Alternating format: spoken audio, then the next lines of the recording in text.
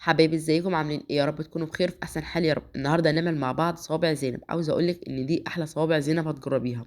وصفه مفيش فيها ولا غلطه، تطلع معاكي بالجمال ده، مقرمشه وفي نفس الوقت ده يبقى ذوبان شاربه الشربات بتاعها. ده غير ان طريقتها مفيش اسهل ولا اسرع من كده. حتى لو لسه اول مره تعمليها او لسه مبتدئه في الحلويات، بعد الفيديو ده هتعمليها احسن من احلى حلواني بتشتريها منه. وان شاء الله مكملين مع بعض في وصفات الحلويات الشرقيه. وبس لو لسه اول مره تتابعيني، يا ريت ما تنسيش تعملي لايك واشتراك للقناه عشان يوصلك كل جديد معانا باذن الله.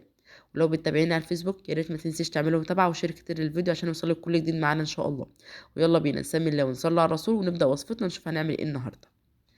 في الاول كده طبعا صوابع زينب بتحتاج الشربات بتاعها لازم يكون بارد وتقيل. معايا هنا كوبايتين من السكر، معايا هنا كوبايه وربع من الميه. كميه الميه هنا مناسبه جدا عشان انا محتاجه الشربات بتاعه يكون قوامه تقيل. وعليهم نص ليمونه. ومعايا هنا معلقتين كبار من عسل الجلوكوز، وده بيدي لمعة حلوة جدا ونتيجة حلوة جدا للشربات بتاعنا. انا ضفت هنا معلقتين كبار، وعايز اقولك ان هو متوفر عند اي عطار او اي حد بتاع مستلزمات حلواني، ومش سعره مش غالي. فالافضل يكون متوفر معاكي لانه حلو جدا في الحلويات بتاعتنا. ومعايا هنا صرف من الفانيليا. هرفع بقى الشربات بتاعي على النار. انا اول ما برفعه على النار بسيبه على نار عاليه، اول ما يبدا يغلي بهدي النار من 8 ل 10 دقائق. وبعد كده بطفي عليه. طبعا في الاول كده بتحس ان هو لسه الشربات بتاعنا قوامه خفيف، بس لما بيبرد قوامه بيتقل معانا، وده بيكون الشربات بتاعنا بيكون جاهز، بركنه كده على جنب. انا هنا معايا البوله بتاعتي، هضيف فيها كوبايتين من الدقيق وعليهم نص كوبايه من دقيق السميد او دقيق البسبوسه. وده موجود طبعا عند اي عطار، ويفضل يكون دقيق نوعه ناعم، الحبه بتاعته تكون ناعمه. هضيف نص معلقه صغيره من الخميره، وبلاش نكتر في الخميره عشان ما تنفش معانا وقت التسويه. ومعايا نص معلقه صغيره من الملح، وظرف كده من الفانيليا، وده بيعلي التيست معايا ويديلها ريحه حلوه جدا. معايا هنا بقى المادة الدهنية عبارة عن معلقتين كبار من السمنة، عليهم كمان معلقتين كبار من الزيت. تقدري طبعا تخلي القوام كله سمنة، بس بصراحة الأفضل يكون ما بين الزيت والسمنة علشان تكون دايبة وفي نفس الوقت فيها قرمشة حلوة جدا. هبدأ بقى أبس كده الدقيق بتاعي بالسمنة أو المادة الدهنية، كأنك بتعملي بسبوسة كده. هبدأ بقى أبس الدقيق مع السمنة.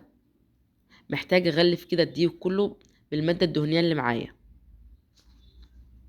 ولازم اتاكد ان الدقيق بتاعي اتغلف كويس جدا بالماده الدهنيه، يعني بمسك كده الدقيق اضغط عليه بيتجمد معايا، مش بيتفتت غير لما بضغط عليه كده بايديا. وبكده الدقيق بتاعي يكون جاهز واتغلف كويس جدا بالماده الدهنيه. معايا هنا السوائل بقى اللي هعجن بيها. معايا كوبايه من الميه، دي ميه عاديه خالص من الحنفيه. انا هضيف هنا كوبايه الا ربع من الميه، مش هستخدم كميه السوائل كلها، لغايه ما اشوف العجينه بتاعتي هل هتحتاج ولا لا. بس بصراحه انا محتاجتش اي سوائل تاني، العجينه بتاعتي كانت ممتازه. انا محتاجه هنا عجينه تكون متماسكه وما يكونش فيها تلزيق عشان وقت التشكيل ما تلزقش معايا، وفي نفس الوقت ما تكونش ناشفه عشان مش تتكسر معانا برضو. فلو انت حسيتي العجينه بتاعتك ناشفه هتضيفي كده معلقه صغيره من الميه.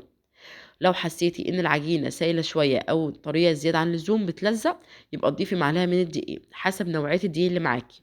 دي كميه الميه اللي اتبقت معايا، حبيت اوريها لك برضو عشان تشوفيها.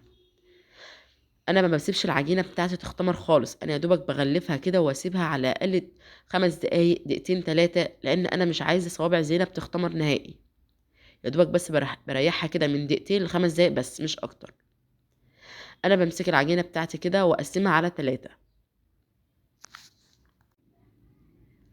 بمسك كده كل كوره واغلفها الاول. طبعا احنا لازم ما ينفعش ان احنا نسيب العجينه بتاعتنا كده مكشوفه علشان ما تعملش قشره. فبجيب بقى اي كيس تلاجة كده وبغطيها معايا والفها فيه. طبعا تقدري تقسميها من 2 أو 3 كور، مفيش اي مشكله حسب الطاسه اللي انت هتشكلي فيها كبيره او صغيره. انا بمسك بقى العجينه بتاعتي كده اللي خدتها في الاول، ببدا ابرمها كده على شكل رول. اهم حاجه انا مش عايزه العجينه بتاعتي تخمر معايا نهائي، لانها لو اختمرت معايا والخميره بتاعتي اتفعلت هتفتح معاكي في الزيت. انا هنا بمسك العجينه بتاعتي ببرمها كده على شكل رول، وبعد كده اجيب قطعه او اي سكينه وابدا اقطعها كده صوابع صغيره. عايزه اقول لك لو انت هتوزني العجينه بتاعتك على الميزان فهي هتبقى من 9 ل 11 جرام لو انت هتوزنيها. لو مش هتوزنيها بتبقى كده في حجم البليه. وتبداي بقى كده تبرميها كانك كده بتعملي كفته. ده بتكون بالشكل ده. ده بيسهل عليا التشكيل وبيسهل عليا الشغل، وفي نفس الوقت العجينه ما تلحقش تخمر معايا، وده اللي انا بحافظ عليه. انا بعملها كده علشان اسهل على نفسي ساعة التشكيل، وفي نفس الوقت ما تلحقش انها تختمر معايا.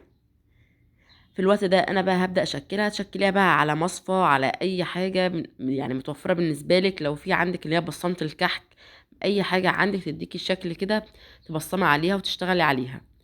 انا بصراحة حبيت الشكل ده اللي كان متوفر عندي فانا استخدمته. عاوزة اقولك ان التشكيل بقى مفيش اسهل ولا اسرع من كده. بنفردها كده بالطول وابدأ الفها بكل سهولة.